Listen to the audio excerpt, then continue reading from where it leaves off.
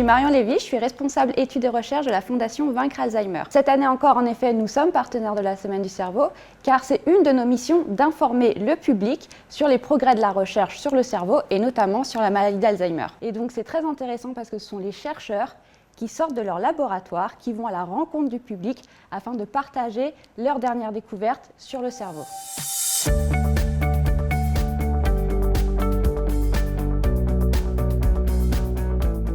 Cette année, nous vous proposons une visite de laboratoire au CEA pour aller à la rencontre de 3 chercheurs que nous finançons.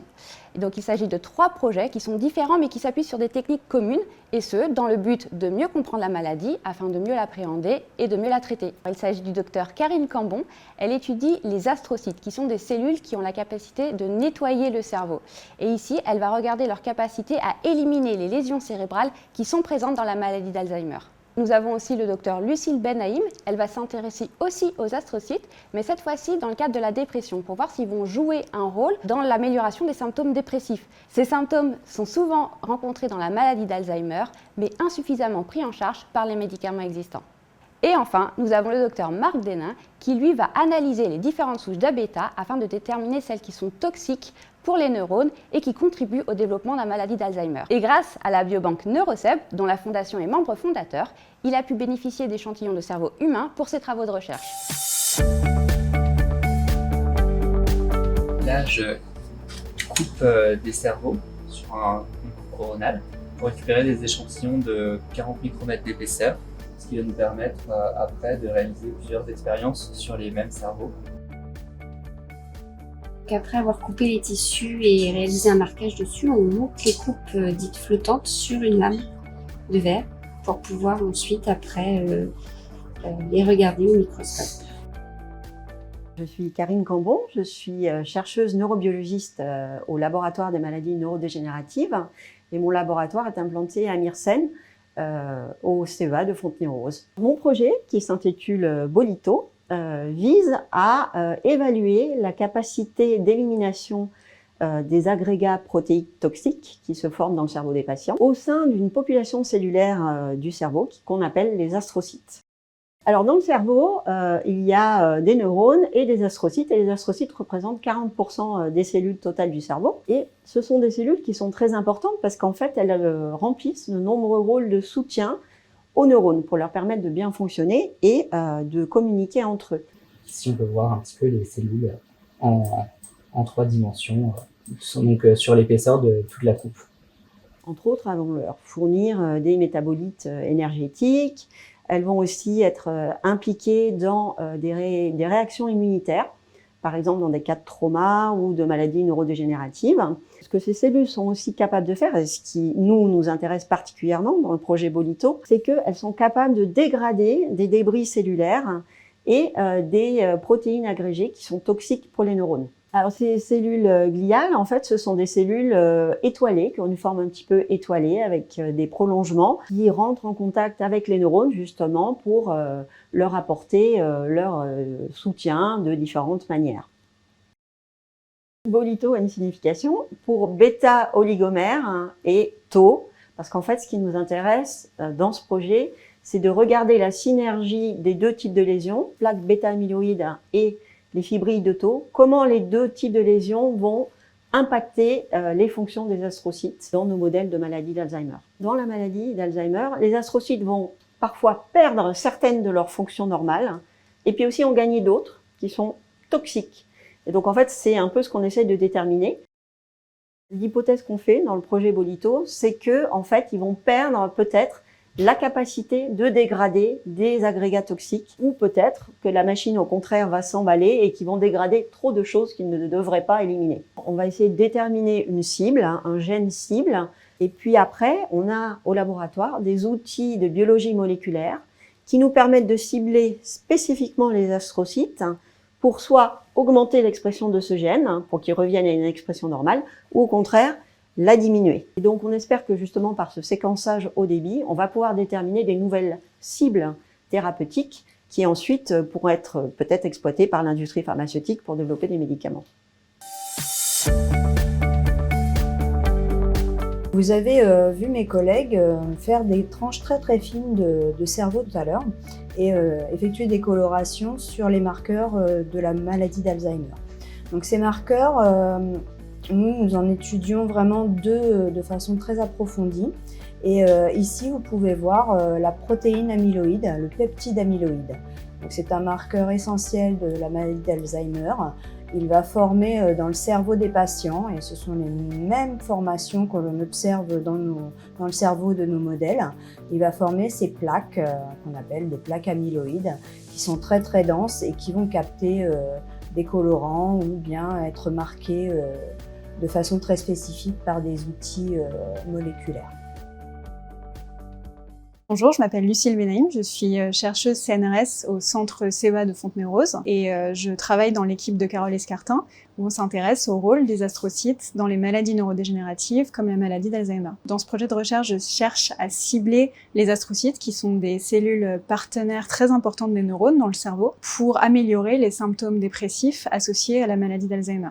La dépression se caractérise par différents symptômes comme une tristesse généralisée, un abattement, une perte d'intérêt, aussi accompagnés d'autres symptômes comme des troubles du sommeil ou la prise alimentaire, donc c'est des symptômes très invalidants pour les gens. Il faut savoir qu'il y a plus de la moitié des patients atteints de la maladie d'Alzheimer qui souffrent aussi de dépression et que ces symptômes aggravent les troubles cognitifs dans la maladie d'Alzheimer. D'autre part, on sait que la dépression est un facteur de risque pour développer la maladie d'Alzheimer, donc il y a un lien bidirectionnel entre ces deux maladies.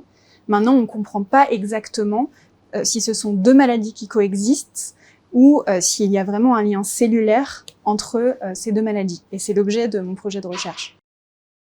Ce qu'on sait d'études à la fois chez les patients atteints de la maladie d'Alzheimer et de dépression, mais aussi dans des modèles expérimentaux, c'est que les astrocytes sont modifiés et que ça impacte leur interaction avec les neurones. Donc ce qu'on essaye de faire, c'est de rétablir leur rôle physiologique de support et de protection des neurones pour traiter les symptômes associés à la maladie d'Alzheimer et à la dépression. Ce qu'on a pu montrer dans ce projet, c'est que de cibler une voie de signalisation dans les astrocytes, dans une région cérébrale particulière qui est impliquée dans le comportement émotionnel, permet d'améliorer les symptômes d'anxiété et de dépression associés à la maladie d'Alzheimer.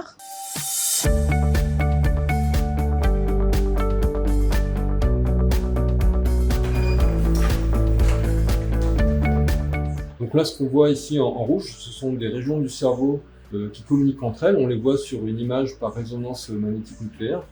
Et dans la maladie d'Alzheimer, il y a une atteinte de la communication entre ces différentes régions du cerveau. Je m'appelle Marc Denain, je suis directeur de recherche du CNRS.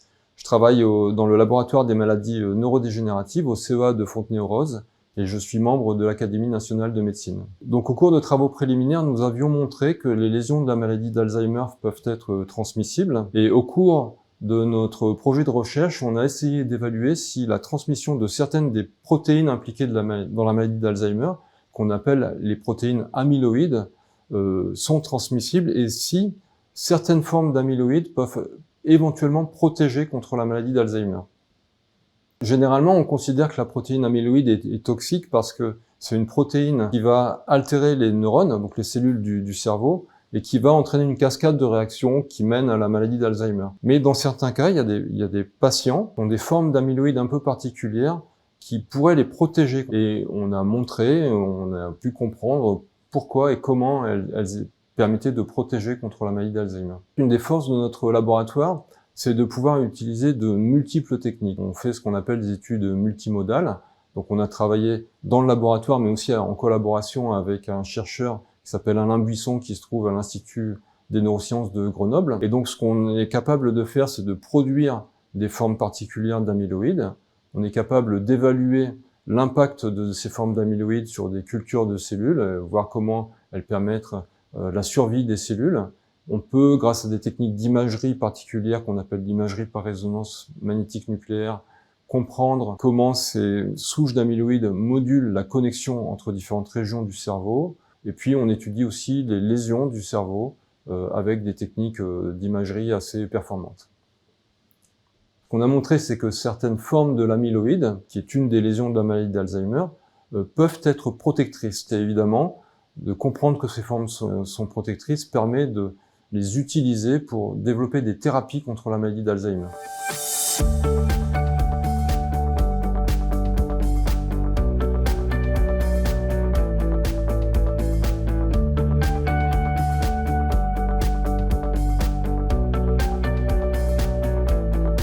Le budget total de cette étude, là, il s'élève à 100 000 euros. Pour une étude comme celle-ci, j'ai utilisé la totalité de ma subvention pilote de la Fondation Vaincre Alzheimer, donc c'est-à-dire 40 000 euros. Donc une étude comme celle qu'on mène coûte environ 200 000 à 300 000 euros. Puis ce qui est important, c'est qu'on forme des jeunes chercheurs, donc des personnes qui sont des doctorants, qui sont formés pendant 3 ans pour devenir des futurs chercheurs qui vont travailler sur la maladie d'Alzheimer. Il faut savoir que la formation d'un jeune chercheur coûte environ 110 000 euros. La recherche sur la maladie d'Alzheimer a fait énormément de progrès ces dernières années et qu'en ciblant différents aspects de cette maladie, je pense qu'on pourra réussir à trouver un traitement. Oui, je suis très confiant. Il faut savoir qu'aujourd'hui, on comprend les mécanismes de fonctionnement du cerveau normal et pathologique. Et grâce à cette connaissance du cerveau, on peut trouver des nouvelles thérapies. Je suis confiante parce que, en fait, là, on est en train de découvrir que les cellules gliales qui sont impliquées dans le système immunitaire jouent un rôle bien plus important que ce qu'on suspectait auparavant. Et les futurs domaines où il va y avoir des découvertes majeures pour traiter les patients, c'est la maladie d'Alzheimer. Ce qui est vraiment important, c'est de comprendre qu'il y a un continuum dans la recherche qui commence par les donateurs et qui va jusqu'aux chercheurs. Et c'est grâce aux donateurs de la Fondation Vaincre Alzheimer qu'on peut réaliser toutes ces études. Je remercie vraiment sincèrement tous les donateurs qui donnent de l'argent à la Fondation Vaincre Alzheimer.